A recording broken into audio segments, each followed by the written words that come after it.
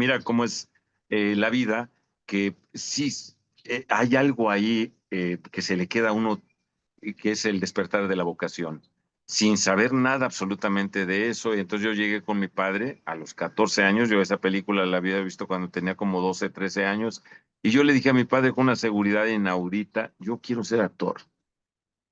Y mi padre fue un hombre con una mente muy abierta y además muy inteligente. Y ya después me confesaron mi madre y él que lo que tuvieron que hacer es decirme que sí, porque dijeron, ay, mira, se le va a pasar, ¿verdad?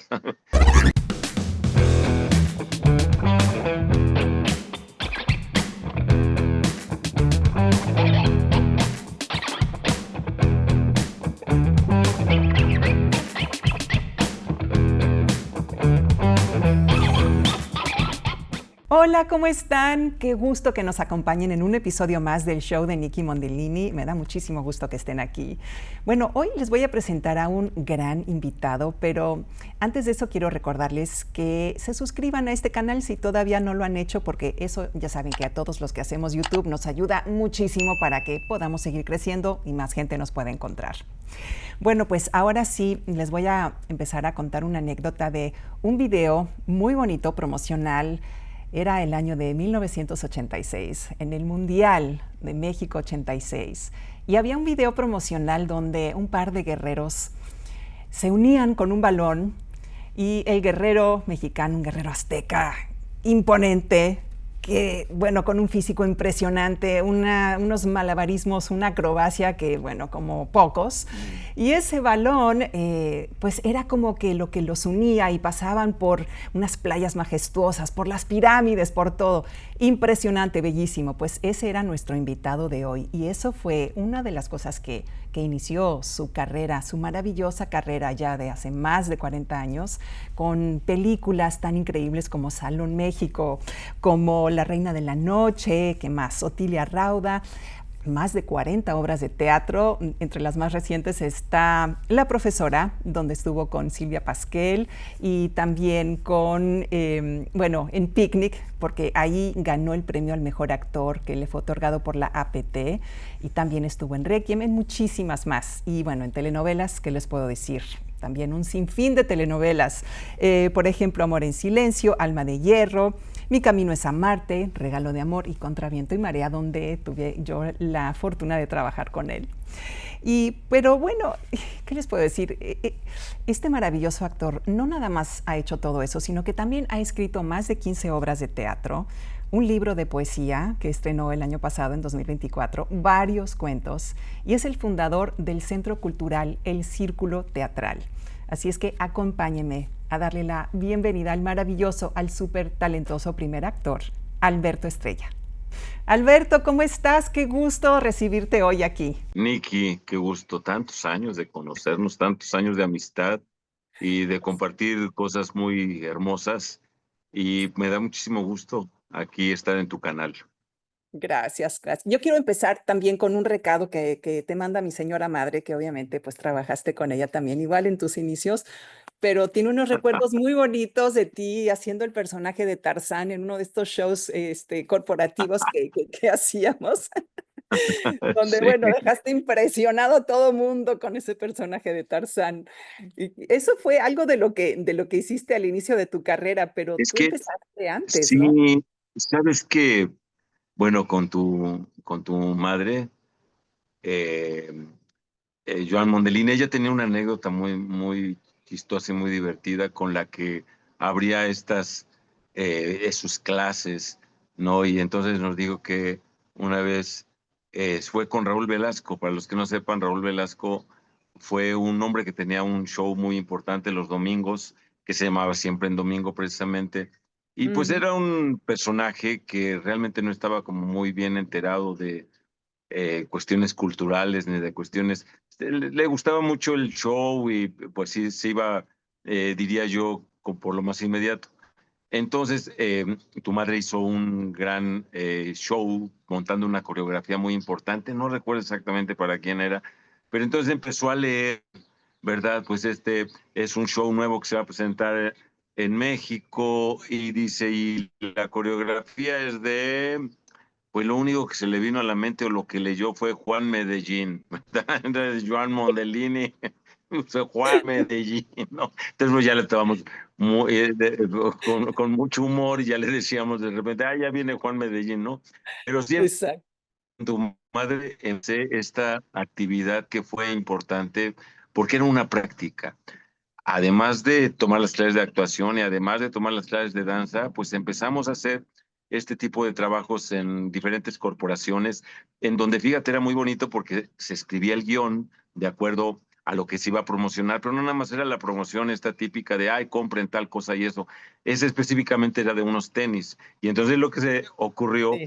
fue hacer un show en donde cantábamos, en donde bailábamos, en donde actuábamos, que tuviera que ver precisamente cómo un Tarzán, ¿verdad? Podía estar mucho más cómodo usando unos tenis y cosas así que eran muy divertidas, ingeniosas y que además nos daban en ese momento para vivir. Eran divertidísimos esos shows, sí, definitivamente. Y además también Así es. mi mamá me dijo, por favor, dile que era un bailarín fenomenal, fenomenal. O sea que y no sé qué tanta gente lo sepa, ¿verdad? Porque obviamente, pues digo, eres bien conocido como un excepcional actor, tan dedicado, un maestro, etcétera. Pero bueno, ¿quién te viera también en esos inicios bailando y haciendo todo tipo de cosas en ese tipo de show, como comedia musical, ¿no? Pues fíjate que fue eso lo que hice y de comedia musical únicamente hice una comedia musical que era Venga toda la gente, una comedia musical Ah, en el sí, teatro de Manolo Fábregas. claro. Y bueno, lo que pasa es que fíjate que en ese momento sí como que había que decidirse, como que la mentalidad no estaba tan abierta como para poder aceptar que un actor no puede quedarse en un solo género y no puede quedarse en un solo estilo y no puede quedarse en una sola forma, sino que el actor es muchas cosas. Y entonces era difícil en ese momento porque te consideraban o cantante o te consideraban bailarín o te consideraban actor. Y entonces, pues en esa disyuntiva, pues yo dije, yo no quiero hacer comedia musical toda mi vida porque además es muy corta, desafortunadamente, la profesión de bailarín. Entonces yo dije, pues me dejo un poquito al lado la danza, que me ayudó muchísimo para poder entender una disciplina, para poder tener también un acondicionamiento adecuado para la salud. Y otra cosa que me ayuda muchísimo, un ritmo interno que te da la danza, que ayuda muchísimo en la actuación, en la actoralidad. Y pues le debo muchísimo a la danza, pero sí tuve yo que dejar de lado la danza por un buen tiempo, o al menos eh, seguí tomando clases. De hecho, yo reinicié tomando las clases a partir de la pandemia y eran unas clases muy bonitas que ahorita únicamente estoy tomando una cada 15 días porque con la Royal Academy o con el New York City Ballet, tú podías entrar a las clases ahí y estar con el grupo, y obviamente desde tu casa, con una silla o con la barra, y estar tomando las clases al mismo tiempo. Entonces fue un retomar ese tipo de ejercitación física y que extraño mucho, pero es difícil de pronto ya, o al menos para mí, porque no hay estudios aquí cerca. Antes eso era muy común y que tuviera uno muchas clases y que hubiera Sí. muchas escuelas abiertas de danza. Ahora ya hay menos, o al menos yo sé que hay menos escuelas ahora de danza que las que había en ese entonces. Claro, probablemente algo también tuvo que ver por ahí la pandemia, ¿verdad? Que pues muchas escuelas tuvieron que cerrar, pero pues no lo vas a creer, pero mi madre daba clases por Zoom durante la pandemia también, Qué o sea, maravilla, sí, qué sí, maravilla. sí, ahí se las dio a entender, ¿verdad? Y daba clases por Zoom también. Pero bueno, Y vamos a fíjate, Niki, que platicar. estos inicios son muy importantes porque son los inicios formativos. Y así Exacto, como nosotros nos preparamos en la danza y en el canto, pues obviamente en la labor actoral para mí fue muy importante un maestro que compartimos y que queremos enormemente y que dejó para nosotros, yo creo que no nada más una semilla, sino algo que germinó de una manera muy importante y que fue nuestro maestro Héctor Mendoza y que pues fue de alguna manera como el formador de muchísimas generaciones y pues al que le Exacto. estamos muy, muy agradecidos y compartimos nosotros a ese maestro. Ay, sí, sí, definitivamente, no nos ha dejado una gran enseñanza y, pues, bueno, ya pocos como él, por lo menos de lo que yo he vivido y experimentado, pero sí, realmente nos dejó muchísimo, una disciplina maravillosa que, pues, en nuestro caso también la disciplina de la danza, más la disciplina de la formación actoral con el maestro Mendoza, pues sí, es algo Sí. que definitivamente ayuda muchísimo, te da un orden, te ayuda, te da una visión acerca de lo que quieres hacer, cómo quieres trabajar, ¿no? Y hay veces que también es un poquito difícil cuando te encuentras con ciertas producciones y ciertas cosas donde las cosas se hacen diferente, ¿no? No sé Sí. si te ha tocado eso, que te cuesta un poquito de trabajo porque no todo mundo tiene la misma idea de disciplina.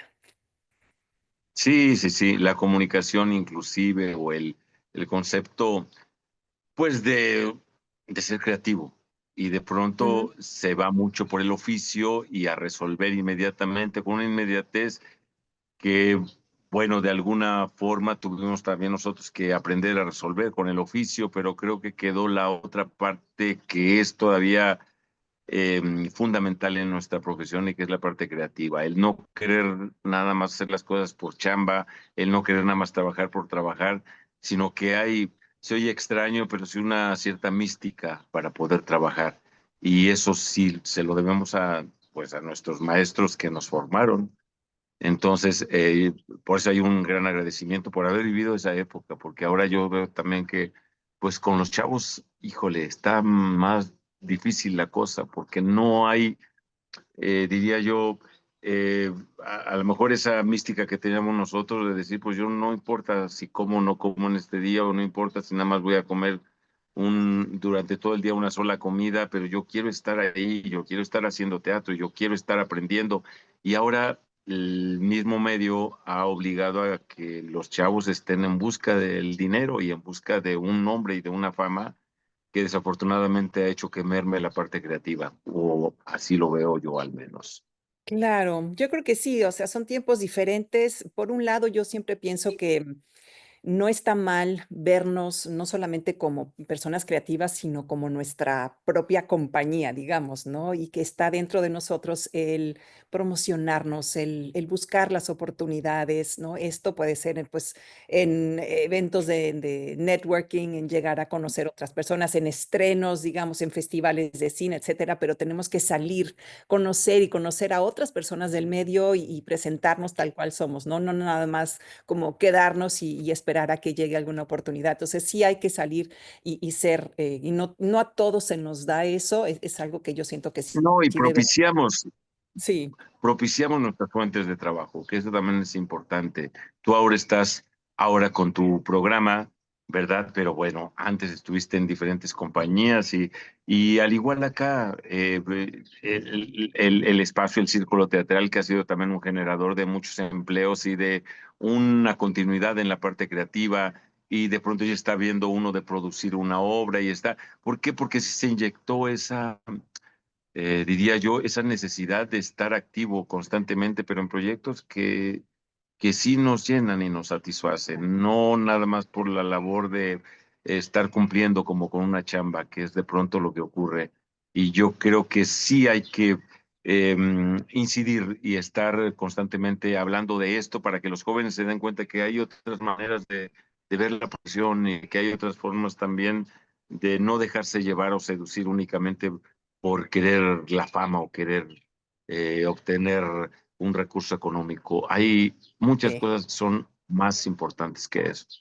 Claro, exacto. Pero imagínate qué diría el maestro Mendoza ahora sobre la gente que son influencers, etcétera, ¿no? Y que de Sí. repente se les llama a trabajar en una película, en una serie, porque han Oye, sin llegado a un ninguna número preparación. estratosférico de seguidores. Exacto, pero sin Así ninguna es. preparación. Entonces, Y ahí es además donde. es una trampa, ¿eh? Y es un espejismo, porque no es cierto que ellos propicien que la gente vaya a los teatros o que vaya a las salas de cine. Ya se ha comprobado y se ha visto que no es verdad. Tendrán millones de seguidores, pero pues los seguidores no creo que vayan a ver específicamente a la persona en un medio en donde pues no les interesa ir a gastar por verlo cuando lo pueden ver en una pantalla o cuando los pueden ver de manera gratuita. Me parece que no, que ese es un espejismo únicamente. La gente quiere ir al teatro y quiere ir a ver una película con la gente con la que se identifica, con la gente que sí ha visto cómo ha sido su formación actoral o su crecimiento y con las buenas historias. Y creo yo, sin estar en esta pugna de que hay, no deberían estar en ese sitio, sí me parece que, y yo al menos así lo hago constantemente, es hablarlo y es decirlo porque es importante que la gente se dé cuenta y que también los jóvenes que están dedicándose a esto o que quieren acercarse a esto se den cuenta de la importancia de una preparación y la importancia de una constancia y la importancia de una disciplina y la importancia también que nosotros tenemos dentro de una sociedad en donde estamos dando elementos a la que se humanicen para que entiendan la vida de muchas otras formas. Sí, totalmente de acuerdo. Alberto, llévanos al principio de tu carrera. Tú comenzaste, pues, muy pequeño, siempre tuviste el apoyo de tu familia, ¿no? De alguna forma. Sí, fui muy afortunado en ese aspecto porque, mira, yo a los 14 años, yo le dije a mi padre, quiero ser actor, así, de la nada. Yo tenía, obviamente, antecedentes en relación a que a mis padres siempre les gustó el cine, por ejemplo, y el teatro. Entonces, yo desde que tengo uso de razón me acuerdo ir al cine Ópera, al cine Cosmos, al cine Metropolitan, al cine Lux, al cine Majestic, al cine Chapultepec, al cine Linterna Mágica, al cine Palacio Chino. O sea, los tengo muy, muy claros cómo eran esos cines, porque por lo menos el fin de semana, por lo menos veíamos 4 películas. Imagínate las cuentas de 4 películas o 5 a la semana durante tantos años. Pues yo me volví un cinéfilo. Y yo sí Claro. recuerdo una película específicamente, que fue La Perla, esta película que dirigió el Indio Fernández con, Sí. eh, eh, con Armendáriz, con Pedro Armendáriz, Ajá. en donde en esa escena final y con María Elena Márquez, en donde la escena final, en donde tiran esa perla al acantilado y donde esa perla que ha sido la causa de todas sus desventuras por fin se desprenden de ella. Yo me acuerdo de una emoción tan grande cuando vi ese momento y ver esos rostros que yo me vi reflejado en Pedro Armendáriz y ahí algo pasó en mí, era un adolescente yo, que yo dije, yo quiero ser como él, yo quiero estar ahí, yo quiero hacer eso. Y Ujú. mira cómo es la vida, que sí, hay algo ahí que se le queda a uno, que es el despertar de la vocación, sin saber nada absolutamente de eso. Y entonces yo llegué con mi padre a los 14 años, yo esa película la había visto cuando tenía como 12 13 años, y yo le dije a mi padre con una seguridad inaudita, yo quiero ser actor.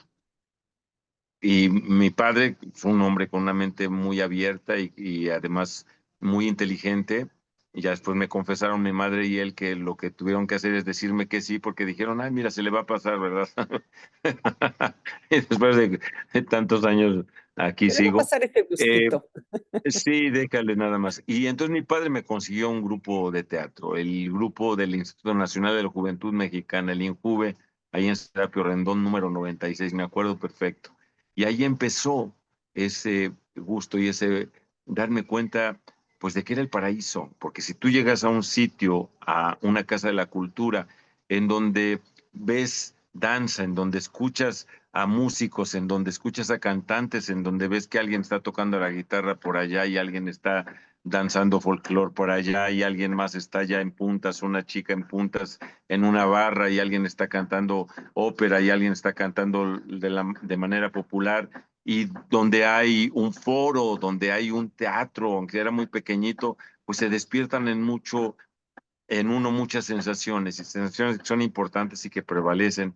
Y por eso yo también insisto con mis alumnos que hay que fortalecer la vocación. Y la Ujú. vocación no es otra cosa más que un llamado, proviene precisamente de, de esta raíz latina que es el vocae, vocae es el llamado, el ser llamado por algo. Y si uno no escucha ese llamado y uno no le hace caso, pues uno va a ser muy infeliz en la vida. Entonces, somos muy afortunados los que hacemos caso de ese llamado, de esa vocación. Entonces, pues ahí empecé yo y después pues me di cuenta que en ese espacio pues estaba muy limitado el conocimiento, había muchas ganas y muchos deseos de hacer, pero era teatro de aficionados. Y fue así como busqué al maestro Héctor Mendoza, como por una casualidad, uno de los compañeros en ese momento que estaba estudiando en la universidad y que era el novio de una amiga mía, dijo, vamos a ir a ver una obra de teatro. Yo tenía como 15, 16 años y dijo, la obra está en un teatro que se llamaba Arcos Caracol y la Ujú. obra se llamaba Iconausistrata qué. Y entonces yo ver eso a los 16, 17 años, yo dije, esto es lo que yo quiero en mi vida. Era una obra en donde salía dos estrellas en ese momento, que era Humberto Zurita y Arturo Bernstein. Salía Ujú. Flora Dantus también, nuestra querida Flora Dantus. Sí, Y Flora. entonces era toda una disertación acerca de, iban a poner Nausistrata y uno de los actores había fallado porque fue a hacer una película o algo así. Y era la disertación acerca de esto, de la disciplina, acerca del compromiso, acerca de la ética en el teatro y la ética personal. Y era toda una clase de actuación. Y en ese momento yo dije, esto es lo que yo quiero, y fue así como yo busqué al maestro Mendoza y tuve la fortuna de ser seleccionado para uno de sus grupos. Y bueno, ahí empezó una gran aventura también con el maestro y el conocimiento de maestros tan importantes como lo fue Pérez de la Cruz o como lo fue el maestro Torre Lafán o como lo fue también Raúl Cermeño. eh, eh, Maestros que pues tenían un rigor y una disciplina y le enseñaron a uno lo que era verdaderamente prepararse, ¿no? Ujú. Pues así, Exacto. mis inicios, Miki. ¿Y tienes tú, antes de eso, algún recuerdo, por ejemplo, qué era lo que tú soñabas cuando eras más pequeño, digamos a los 7 años? Si soñabas con Fíjate hacer que, algo. fíjate que lo que pasaba es que yo, y ahí me doy cuenta que sí era la vocación, a mí me gustaba mucho actuar con títeres. Y me gustaba Ajá. mucho hacer historias y me gustaba mucho poner a mis hermanos a actuar. La otra vez también estábamos acordándonos de eso y decían que yo era muy estricto, y que, ¿verdad? Y que los ponía a ensayar así y otra vez íbamos a repetir y vamos a hacer, o sea, que tendría yo 8 años, 8 años y Fíjate, estaba, y además ya ya. tenía yo idea también de empresario sin saberlo, porque, o sea, lo hacía por gusto y placer pero también para presentarnos. Hacía mi teatrino, ponía sillas, hacía palomitas, invitaba a los vecinos y a la familia, yo cobraba los boletos, ¿verdad? Les Por daba una supuesto. pequeña parte a mis hermanos y yo me quedaba con lo otro, porque yo era el director y era el productor, Oye, ¿verdad? Y yo había hecho las bueno, palomitas y todo. me Entonces parece ya desde ahí correcto. ya tenía ya. Y sueños, yo te voy a decir, yo creo que sí es muy importante remitirse a los sueños de niño porque esos sueños están indicando que en la vida te va a hacer sentir realizado. Sí, Y yo uno de los sueños recurrentes que tenía es espectáculo, pero a través del circo. Fíjate qué cosa. mira. Yo pensé en un momento dado que yo iba a ser o trapecista o que iba a ser acróbata. Porque me gustaba muchísimo pensar en ese mundo en donde uno está en las alturas o donde uno también puede convivir con la gente asombrándola Ajá. por algo. Y me parece que uno de los lugares en donde más el asombro más puede exacerbarse es en el circo, porque Sí, vemos que de repente ya puede caer el otro y además cuando no hay red por ahí o de repente vemos a la mujer que anda en el caballo y que hace sus malabares y que también está corriendo peligro, ¿verdad? O del equilibrista que pues tiene debe ser tan preciso y tan contundente su paso que si no, pues corre el peligro de morir. Me parece que esa sensación de riesgo y esa sensación también de espectáculo pues sí se cimbró en esos sueños de querer ser cirquero. Que bueno, nunca realizaste eso de lleno en el circo, pero siempre fuiste muy atlético, siempre, ¿no? En la danza, entonces digo, simplemente en ese video, que por cierto voy a dejar el enlace en la descripción para que la gente que no lo vio se den cuenta, porque, bueno, primero que nada, qué extenuante, porque te la pasaste brincando y corriendo en todo ese video, ¿no? Pero Eso fue en contando el 86. en el Fíjate video del que 86, yo sí. subí la pirámide, sí, la pirámide de Palenque, la subí 12 veces, porque se hizo 12 veces la toma. Pues tenía una mucha condición física en ese momento. Además, con los escalones tan Bastante. pequeños. Y pues fue una experiencia sensacional porque además yo competí con un sinnúmero de bailarines que esa era su profesión específicamente, la de bailar. Y Ana Mérida, una gran coreógrafa, hija de Carlos Mérida, este maravilloso pintor y poeta, eh, ella era la coreógrafa y otro personaje que era el productor, que era Juan Williams, y estaban Ah, buscando a la persona que representara al mexicano. Y yo lo que hice, además de la coreografía que pedían, yo lo que hice fue una historia. Yo me imaginé entonces una especie de sacrificio a un animal y me imaginé, ¿verdad?, que había una danza y un poco lo que ocurría con el furor dionisiaco, ¿verdad?, cuando los griegos, ¿verdad?, y que yo bebía algo y que enloquecía y empezaba a gritar, a aullar, a saltar, a revolcarme. Y yo creo que eso les llamó mucho la atención a Ana Mérida y al productor y me seleccionaron y a los 3, 4 días de ese casting, pues me dijeron, tú vas a ser la imagen del mundial. Y fue una experiencia sensacional. Ir a todas estas zonas arqueológicas, porque además mi padre fue historiador ay, qué y, maravilla. y, y para mí la parte pues, de la historia de México ha sido desde siempre muy importante, porque yo crecí además hablando de estos sueños antes de dormir. Mi padre nos contaba los cuentos acerca de Quetzalcóatl y de Huitzilopochtli, de Tezcatlipoca y de la Coyolxauhqui, y nos contaba los sueños a través de la Coatlicue y a través de estos personajes en nuestro imaginario que se han quedado, pero que de alguna forma forman parte fundamental de esa cosmogonía de nuestro México, pero que después se fue estructurando a entender por qué la revolución de la independencia de México, de la revolución de la decena trágica y todos estos hechos que él nos los contaba de una manera eh, tan vívida, tan auténtica. Pues yo me acuerdo, por ponerte un ejemplo, que mi padre nos dijo, es que el cura Hidalgo tuvo 10 hijos. Y nosotros así, pero ¿cómo si es cura? No, es que eran otras formas de ver la vida y otras, pues el mismo padre Morelos, ¿verdad? Pues también estuvo casado 4 veces. Juan Nepomuceno es uno de los hijos de José María Teclo Pérez y Pavón. Y entonces yo llegaba a contar esas historias y los maestros me decían, casi me sacaban de la clase porque decían, ¿cómo estás diciendo que el padre de la patria tiene 10 hijos, ¿verdad?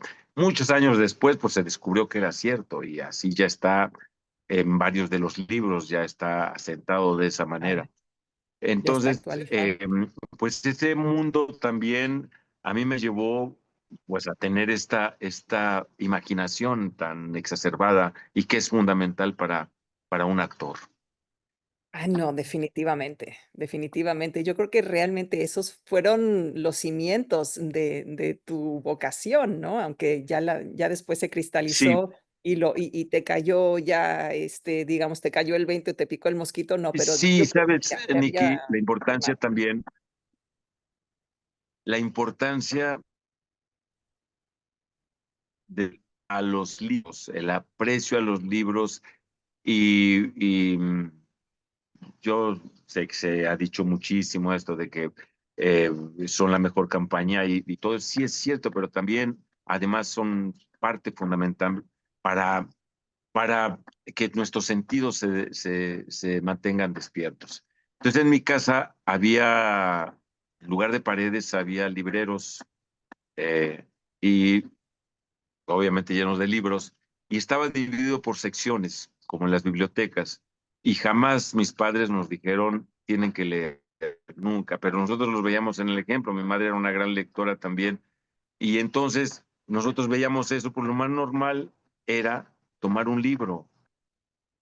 No había posibilidad de aburrirnos porque siempre había eh, formas diferentes. Fíjate que la televisión la veíamos poco nosotros. Habíamos mucho al cine y leíamos mucho, y una de las diversiones también más importantes en la familia es que a mi padre le gustaba filmar, pero eran historias familiares. Y era siempre un lujo el que cada sábado último de mes nos reuníamos. Él tenía su proyector, ya había mandado revelar, eran Super 8, eran Ujú. unas cintas muy pequeñitas de color Las amarilla. conozco bien. Sí, sí, Ajá. sí.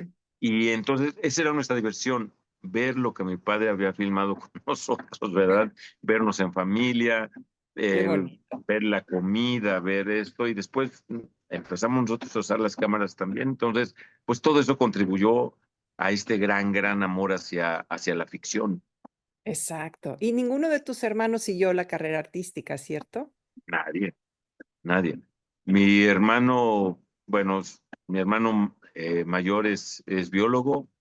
El otro es doctor en ecología. Mi otro hermano es fisioterapeuta. Mi otro hermano es odontólogo, y el hermano más pequeño se dedica a la cuestión de computación. Entonces, a nadie tuvo no, no sé, pues son cosas ahí extrañas de la vida. Les encanta el teatro, les encanta el cine, les encanta leer, pero pues nunca tuvieron un acercamiento con la parte de la ficción. Claro. Y ahora tú, bueno, además de todo ese maravilloso arte que ya tenías inculcado, con el que naciste y todo, que siempre te gustó, bueno, desde muy pequeñito, ¿no? Dirigir y hacer los títeres. Y ahora, bueno, pues empieza a traducir en, pues primero que nada, en fundar el círculo teatral y también, pues en tus libros, en tus cuentos, ¿no? Cuéntame un poquito acerca de cuándo empezaste con lo del centro cultural, del círculo teatral. Mira, te voy a decir una anécdota muy divertida en relación a eso. En el año, como en los noventas, sí, en los noventas, hubo una reunión de un compañero actor que nos llamó a varios amigos para decirnos que él tenía un negocio muy especial, y que ese negocio especial era esto de multinivel. Y entonces la primera pregunta que nos hizo a todos los actores, a cada uno, era quién quería tener un teatro y por qué. Y entonces cada uno daba sus razones, porque resulta que cuando preguntó quién quiere tener un teatro, todos levantaron la mano, menos yo no. Y entonces a él se le hizo muy extraño, y me dejó al final de la reunión, después de que todos hablaron de por qué querían tener un teatro. Me preguntó a mí, tú no levantaste la mano, tú no quieres un teatro. Y yo le dije, no, yo no quiero un teatro. Y me dijo, ¿por qué? Y le dije, porque todos van a tener teatros y van a necesitar actores. Y entonces yo prefiero, en lugar de tener un teatro y dedicarme a estar organizando cosas en el teatro, yo prefiero actuar. Y la ironía de la vida es que el único que tiene teatro de todos los que estaban ahí ahora soy yo. Y ahora estás contratando a todos los que querían tener su propio teatro, ¿no? Bueno, Exactamente. ¿Y cómo surgió esa idea? Fue por una necesidad de espacio.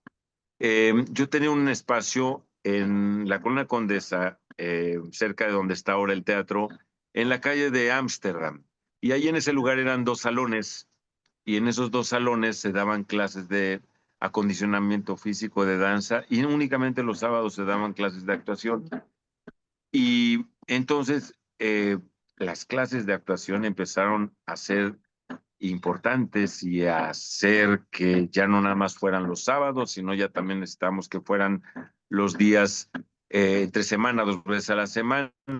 Y entonces ya no se requería nada más de un salón, sino de dos salones, y después ya se requería de un espacio para poder presentar. Y fue así como llegó la posibilidad de una casa en Avenida Veracruz, en donde en el patio se establecía una casa. Este era el espacio de René Pereira, que Ah, tenía algo que se llamaba Actores del Método, y entonces mucho tiempo después pues hubo la posibilidad de que él se fue a vivir fuera de México y se pudo comprar el espacio, pero no era la intención de inicio hacer un teatro o tener un grupo o tener un centro cultural. La intención era únicamente tener un espacio en donde presentar las propias obras. Y ujú. pues resultó, como sucede en la vida, de manera inesperada, que eso empezó a tomar una forma distinta. Se estrenó con una obra que se llama El Deseo, una obra de Víctor Hugo Rascón Banda, que actuó Ofelia Medina y Víctor Carpinteiro, y fue tal el éxito que de ahí empezamos a decir, ah, pues viene la siguiente obra y ahora, ¿verdad? Vamos a poner Conversación entre las ruinas de Carballido y ahora viene una, otra obra de Luisa Josefina Hernández y después venía otra obra de Héctor Mendoza y después otra de Rascón Banda, y así se fue creando un espacio en donde la creatividad, en donde los creativos empezaron a acudir ahí. Y este espacio que empezó como un centro de formación básica para los actores se convirtió de pronto en un espacio muy necesario para la cultura en México. Y no porque lo dirija yo, no, sino porque ese espacio se tomó por asalto por la comunidad artística y ahora este espacio tenemos 7 obras a la semana, Wow, qué maravilla. más 7. obra que está el Círculo Teatral sufrió una desavenencia muy terrible con el sismo del 17, del 2017. Tuvimos Sí. que demoler la casa. Entonces, esto que había sido durante cerca de 15 años nuestra casa creativa, de repente las autoridades determinaron que estaba en peligro de colapsar y que teníamos que demoler. Y se demolió.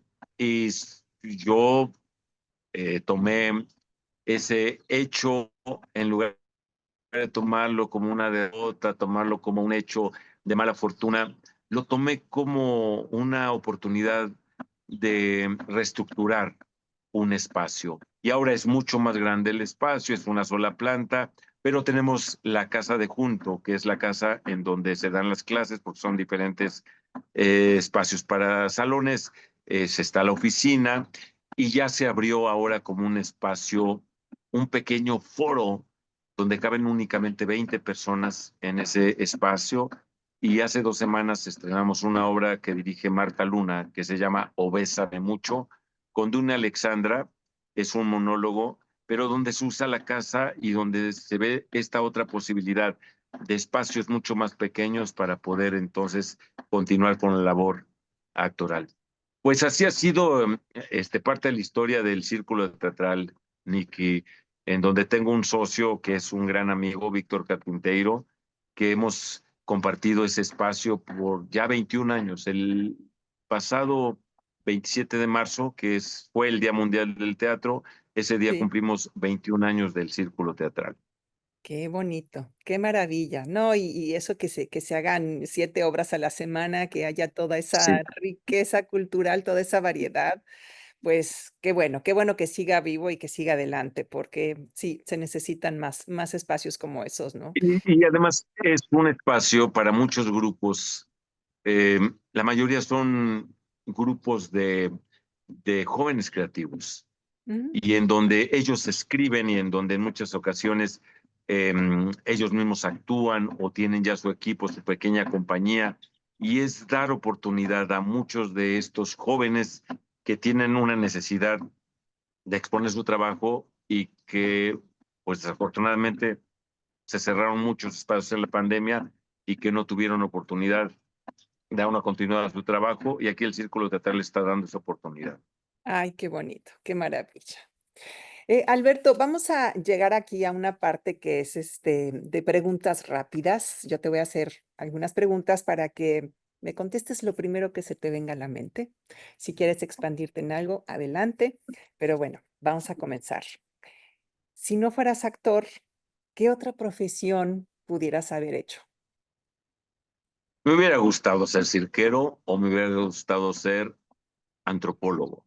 Mira, hay una gran diferencia, pero sí. Pues, ¿sabes qué he pensado? Y no la hay, no la hay del todo, porque la parte de pues más bien arqueólogo. Mira, en la parte de la arqueología es muy importante el detallar, es muy importante esta introspección, es muy importante la investigación, es importante conocer el pasado. Y de alguna manera lo que pasa con la actuación, uno se interna en ese mundo para tratar de conocer qué pasó antes y poder entonces entender qué está pasando en el momento actual. Me Ah, parece sí, que sí tiene una totalmente. conexión. Y lo otro, lo del cirquero, pues yo te decía que por esta cuestión del riesgo, yo creo que siempre estamos en una cuestión de riesgo. Cada que uno pisa un escenario es es un hecho de una valentía inmensa.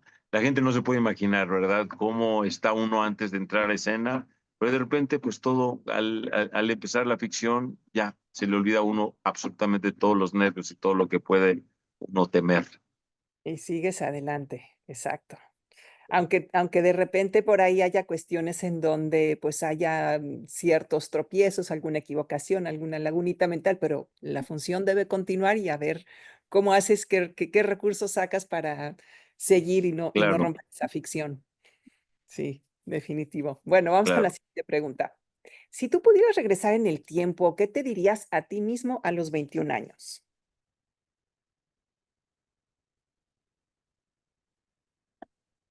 Pues yo creo que lo mismo que me dije en ese momento, o sea, pues sigue adelante, o sea, si esto es lo que quieres y realmente, ¿qué te importa? ¿Qué te importa cualquier cosa? Yo escuché, tenía yo como 25, 26, no, tal vez un poco más, al maestro Emilio Carballido en una reunión que le preguntaban cómo hacía para él levantar sus proyectos, para seguir escribiendo, y nada más dijo, a los problemas se les hace así, sí. Y entonces yo creo que eso le diría a ese joven de 21 años, hazle a los problemas así, tú sigue adelante. Sí, me encanta, perfecto. Genial, pues sí, ¿qué más haces? Tienes que seguir adelante, ¿no? Así es. Qué maravilla. ¿Tú cuál consideras que es el peor consejo que se le puede dar a un actor que comienza su carrera?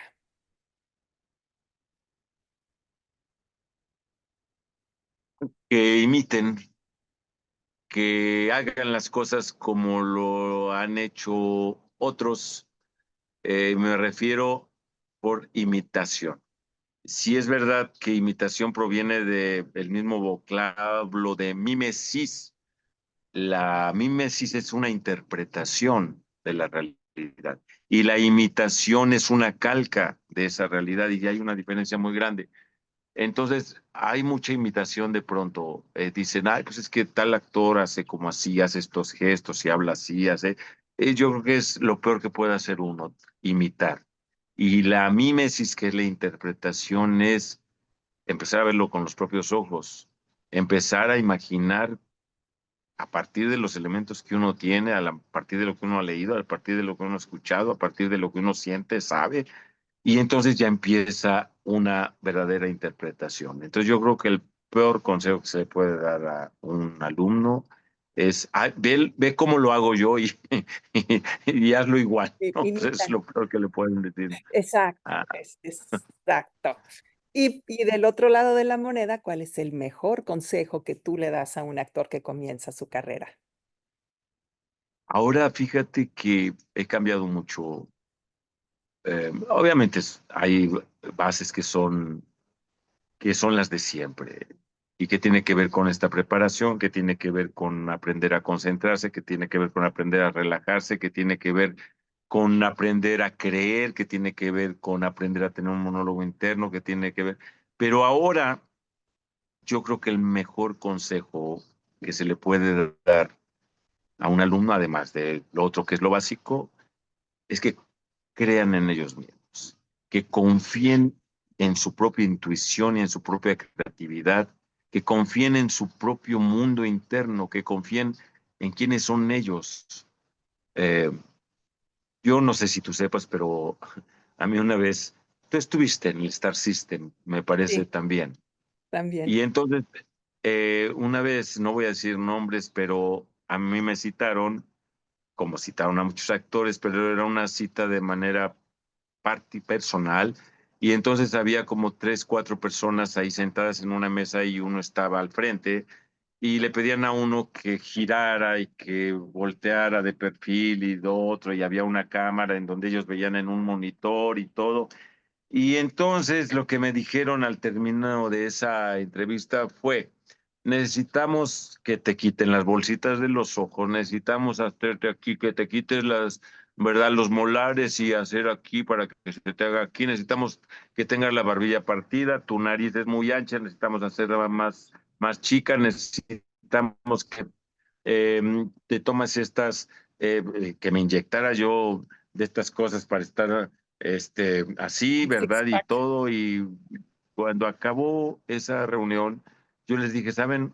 Ustedes están buscando a otra persona, no me están buscando a mí. Vayan y encuentren a esa persona que es la que ustedes están buscando. Yo soy este. Yo tenía esa seguridad y yo creo que eso es lo que es, pues, uno de los mejores consejos, que confíen en quienes son, en lo que tienen, con lo que tienen, no Claro. querer cambiar para complacer a los demás. Me parece excelente consejo. Me encanta, me encanta. Ahora, ¿cuál es tu lugar favorito cuando no estás en el escenario?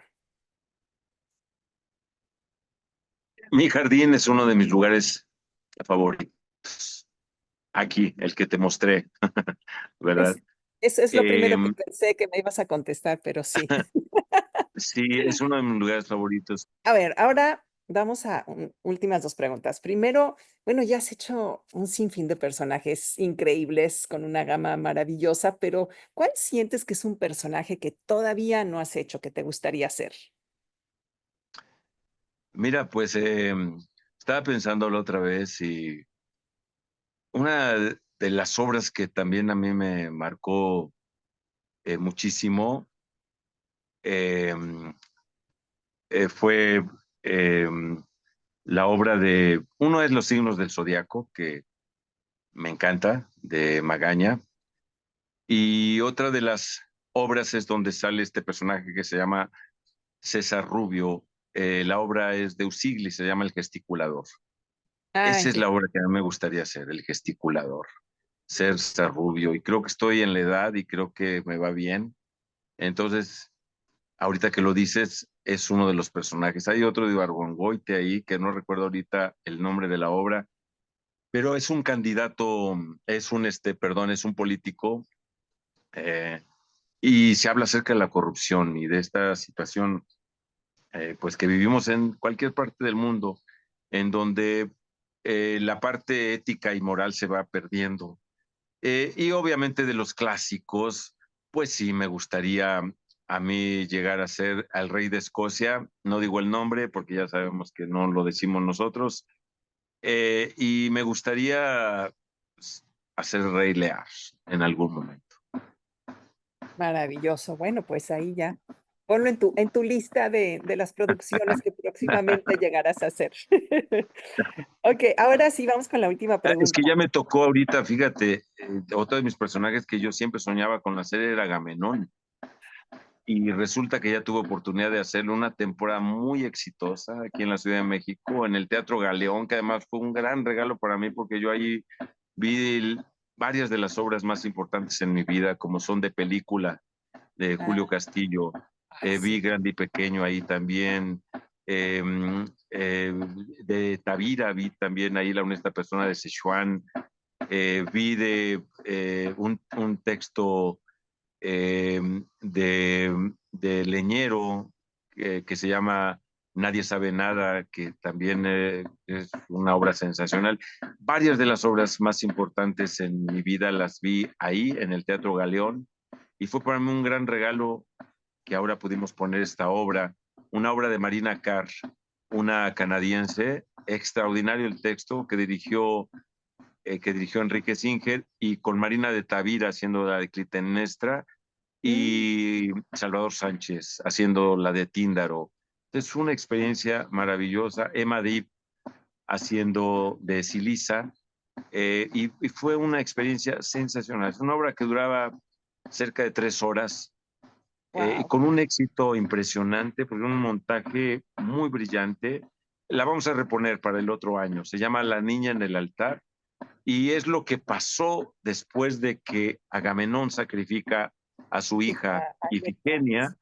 Ay, ¿Y qué Ifigenia, pasa 10 años después, cuando Agamenón regresa a Tebas y le está esperando Clitemnestra? ¿Cómo será esta relación después de lo que ocurrió?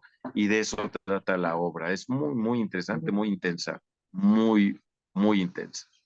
parecido un poco a Secreto de Familia del maestro Exacto. Mendoza, que hizo Del la maestro Mendoza. Así es. sí, qué maravilla, qué maravilla. Bueno, pues ahora sí hemos llegado al final de la entrevista. Ha sido un agasajo platicar contigo, Alberto. Muchísimas gracias por estar aquí. Me encantó platicar contigo. Igualmente, Nicky, para mí tengo recuerdos muy hermosos de varias aventuras que vivimos. ¿Te acuerdas de aquello de televisión educativa donde eran clases de cosas en inglés, de Sí, clases en sí, inglés, y que hacemos en francés diferentes escenificaciones? sí. Tuvimos oportunidad de trabajar también, y bueno, en varias telenovelas, y entonces, pues siempre una gran estima para ti, Nick. Qué lindo. Pues igualmente, muchísimas gracias de nuevo. Pues estamos pendientes y ya próximamente a volvernos a reunir en algún momento. No sé si sepas, pero hace poco hablé con Acela, que estuvo también en este programa, y me dijo que, pues, que íbamos a hablar contigo porque nos encantaría hacer teatro contigo, con Acela Sí, Robinson. Adela Robinson, maravillosa actriz y maravillosa compañera. Vamos a pensar algo, claro que sí, por supuesto. Tenemos el Ahí, espacio, ahí tenemos está. el talento, o sea, ¿qué nos frena? Exacto. Ahí está todo. Así que bueno, Así es. hagámoslo, pensémoslo. Muchísimas gracias, Alberto. Y muchísimas gracias a ustedes otra vez por unirse a este video, por seguirnos. Y les recuerdo también una vez más que se suscriban, que activen su campanita de notificaciones para que nunca se pierdan un episodio. Hasta la próxima.